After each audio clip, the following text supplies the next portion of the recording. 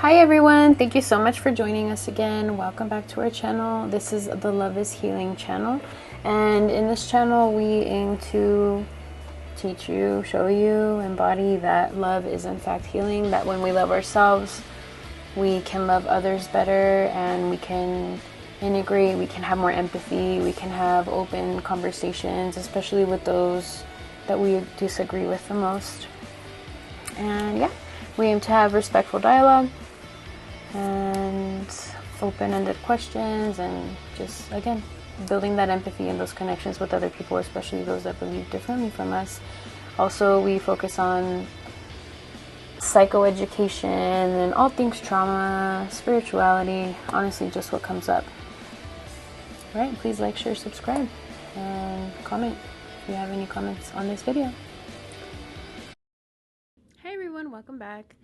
I was looking through old videos and I realized I never finished the chakra series, and it's just tricky. I just feel like there's so much to say, and I don't work with the chakras as much anymore. They don't resonate with me as much, even though I still feel like they're real. So that's what the reservation's been there. But anyway, so let's move on to the next chakra.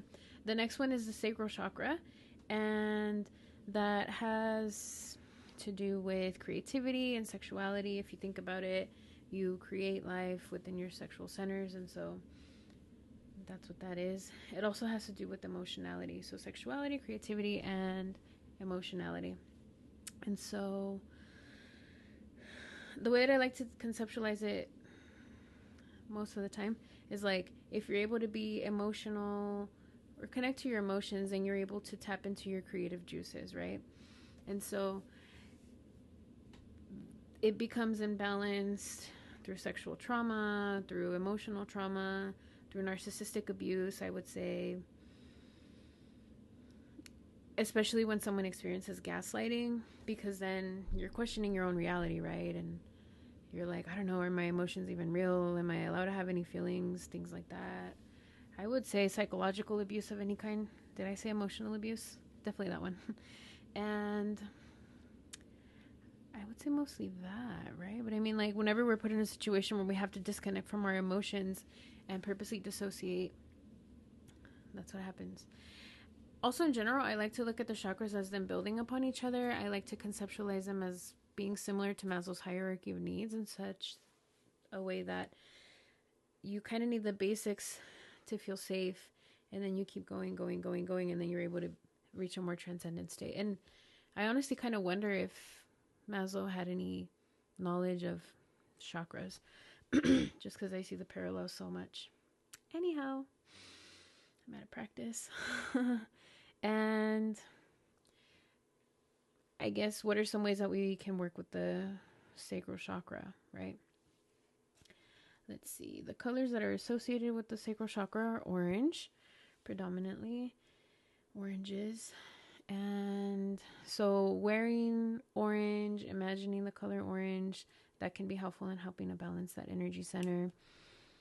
Biologically, it represents the area that's near that sacrum, and the genital area, the womb, other procreative areas, right? The lower belly too. So any issues that you see in those areas physically would be a manifestation of an imbalance energetically and emotionally. And then, so supporting those organs, I think, would be really helpful. I've been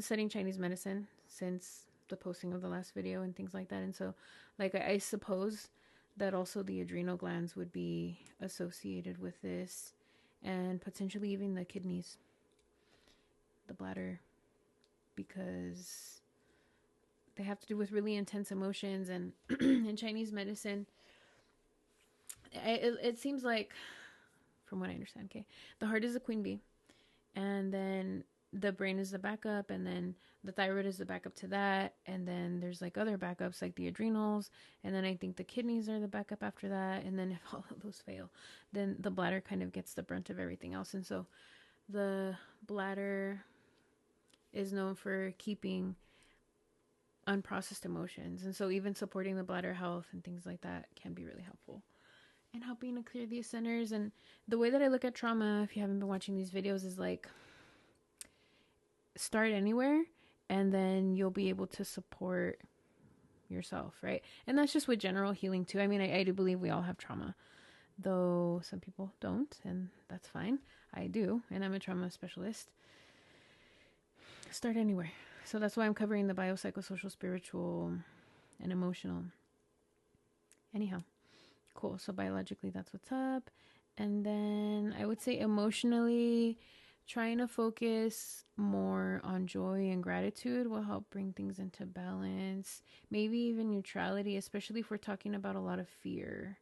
Neutrality would be really helpful to focus on, at least, because like it's kind of a big jump to go from wow, things are completely awful to wow, they're so amazing. So it's like, all right, well, can you work your way up the emotional scale and get to a point of neutrality, breathe, and then get to a point where you're able to identify gratitude.